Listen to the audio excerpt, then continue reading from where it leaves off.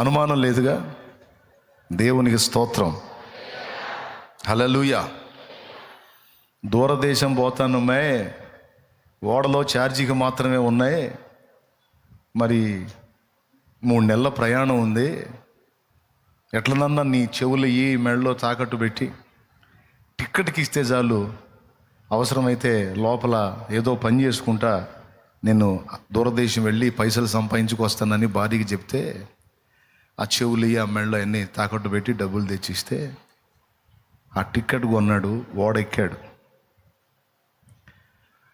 అతను అనుకున్నాడు ఓడలో ఏదన్నా పని దొరికిద్ది, చేసుకుందాం, పొట్టబోసుకుందాం ఈ 3 నెలల జర్నీలో అనుకున్నాడు. కానీ లోపలికి వెళ్తే హోటళ్లలో ఎక్కడ ఏ దానిలో ఆయన చూస్తే ఎక్కడ ప్లేస్ లేదు, అందరు పనోళ్ళు ఉన్నారు. అతనికి ఒక్క పని కూడా దొరకలా. ఒక రోజు అయిపోయింది, ఆకలి అవుతుంది, అందరు తింటున్నారు, తను తినలేకపోతున్నాడు. ఎందుకంటే పని లేదు, డబ్బులు లేవు. డబ్బులుంటే ఓడలో హోటల్ ఉంటుంది, పోయి తినొచ్చు, డబ్బులు లేవు. 2వ రోజు అయిపోయింది, మలమల మాడిపోతుంది పొట్ట. మళ్ళీ వెతికాడు, ఏదన్నా పని దొరికిద్దాం, ఎక్కడ పని లేదన్నారు. 3వ రోజు గడిచింది, మలమల మాడిపోతున్నాడు. ఇక 4వ రోజు ఉండబట్టలేక హోటల్లోకి వెళ్ళి తెగించి, తిన్న తర్వాత ఏం చేస్తారు, కక్కించలేరుగా, అప్పుడన్నా ఏదో పని చెబుతారు, చేసి తీర్చేద్దామని తనకు కావాల్సినవి అన్నీ తిన్నాడు. కడుపు నిండా 3 రోజులది నింపి పడేశాడు. తెగించి తిన్నాడు.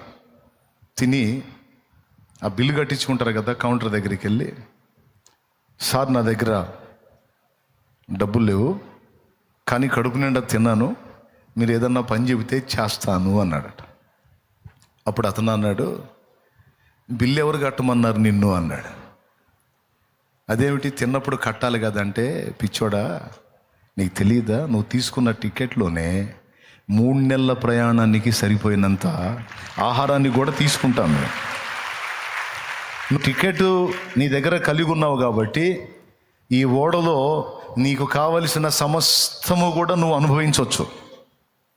ఎందుకంటే అన్నిటికీ ముందే మేము తీసుకుంటాం. అంటే టిక్కెటే మెయిన్. ఇప్పుడు 3 రోజులు ఎండిపోయాడు చూడు, ఈ సంగతి తెలియక. అట్లాగే యేసు ఒక్కడు మనకు దొరికాడు. మీరు అన్నారు నాకు అప్పగించబడ్డాడు, నాకు దొరికాడని. ఇక్కడ వాక్యం అంటుంది, ఆయన ఒక్కడు కాదు, ఆయనతో పాటు సమస్తము నీకు అనుగ్రహించబడి. హల్లెలూయా. ఆయనతో పాటు సమస్తము. యేసు దొరికినప్పుడు అన్నీ దొరికినట్టే. సందేహించేవాడికి ఏం దొరకదు, కానీ విశ్వసించేవాడికి అన్నీ దొరుకుతాయి. ఎంతమంది ధైర్యం తెచ్చుకున్నారు? తన సొంత కుమారుని మనకియ్య వెన్ను తీయని దేవుడు ఆయనతో పాటు సమస్తము మనకెందుకు అనుగ్రహింపడు?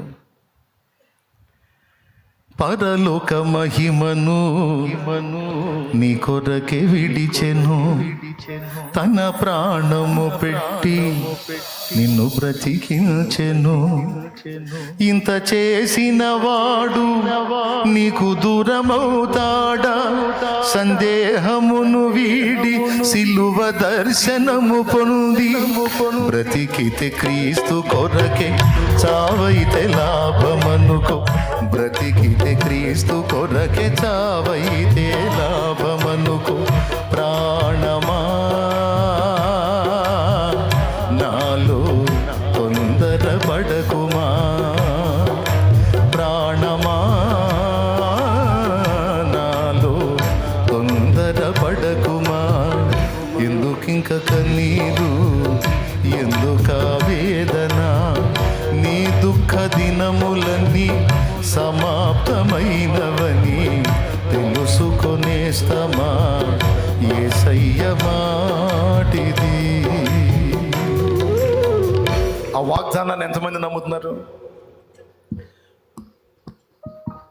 తన సొంత కుమారుని నీ కోసం ఇచ్చినోడు, తన ప్రియమైన కుమారుని, జనితైక కుమారుని, అద్వితీయ కుమారుని బాప్తీసం పొంది నీళ్లలోంచి ఒడ్డుకొచ్చినప్పుడు అక్కడుండి ఆయన ఏమన్నాడు, ఇదిగో ఈయన నా ప్రియ కుమారుడు, ఈయన యందు నేను ఆనందించుచున్నాను అన్నాడు. అంత ఇష్టమైన కుమారుణ్ణే నీ కోసం అప్పచెప్పాడంటే నిన్ను ఎక్కువ ప్రేమించాడా, ఆ కుమారుని ఎక్కువ ప్రేమించాడా? ఒక్కసారి చెప్పు నాకు. అసలు ఆ కుమారుడు ఎక్కడా, ఆయన నీతి ఎక్కడా, ఆయన పరిశుద్ధత ఎక్కడా, ఆయన ప్రేమ ఎక్కడా, ఆయన విధేయత ఎక్కడా? ఆ తండ్రికి మన బతుకులేంటి? యేసయ్య అంత విధేయత ప్రేమ తండ్రి ఎడల మనకుందా? బతుకంతా తిరుగుబాట్లేగా. అయినా సరే ఆయన ప్రేమ చూడు, దేవుని ప్రేమ. అంత గొప్ప కుమారుని కంటే కూడా మనల్ని ఎక్కువ ప్రేమించాడంట. అదే మాట, దేవుడు లోకమును ఎంతో ప్రేమించనంటే అర్థం. అది ఎంత ప్రేమించాడంటే అంత ఇష్టమైన కుమారుని కూడా మన కోసం సిలువను ఎక్కించడానికి ఇష్టపడ్డాడు. స్తోత్రం. కాబట్టి ఈ విషయాల్ని మీరు గ్రహించాలి. అంత ప్రియ కుమారుని నీ కోసం అప్పజెప్పినప్పుడు నిన్ను పస్తులు ఉంచుతాడా, వస్త్రహీనతలో ఉంచుతాడా, రోగంలో పడేసి అక్కడే కూర్చోబెడతాడా, శాపానికి అప్పగిస్తాడా? కుమారుణ్ణి చేసినోడు సమస్తం ఇవ్వడని ఎందుకు అనుకుంటున్నావు అని అడుగుతున్నాడు. కాబట్టి ఆ విషయంలో మీరు అసలు ఆలోచన చేయొద్దు. మళ్ళీ చెప్తున్నాను, నీకు ఎప్పటికీ ఏం కావాలో ముందే అన్నీ సిద్ధపరచబడి ఉన్నాయి, అన్నీ రెడీ చేయబడి ఉన్నాయి. నీకు తెలియదు ఆ సంగతి. అన్నీ సిద్ధం చేసి కూర్చున్నాడు. తగిన కాలం అందు ఒకటొకటిగా అన్నీ నీ చేతికి వస్తాయి. కాబట్టి నువ్వు దృష్టించాల్సింది అవి కాదు. మారు మనసు పొంది, పాప క్షమాపణ నిమిత్తం బాప్తిస్మం పొంది, పరిశుద్ధాత్మను పొంది, దేవుని సంఘములో చేర్చబడిన నీవు దేవుని కొరకు, ఆత్మలను రక్షించుట కొరకు భారం కలిగి ఉండాలి. ఇది మొదటి సంగతి. రెండవది, ఇక్కడ కూర్చున్న ఈ బిడ్డలాగా మీరు కూడా దైవ సేవకి సిద్ధం అవ్వాలి. ఆ మొక్క చెప్పడానికి ఇంతసేపు చెప్పాను. దేవునికి స్తోత్రం. హల్లెలూయా. యేసు ప్రభుని జస్ట్ యూజ్ చేసుకోవటం కాదు, యేసు ప్రభు కోసం మనం యూజ్ అవ్వాలి. దేవుణ్ణి వాడుకోవటం కాదు, దేవుని కోసం వాడబడిందే ధన్యకరమైన జీవితం.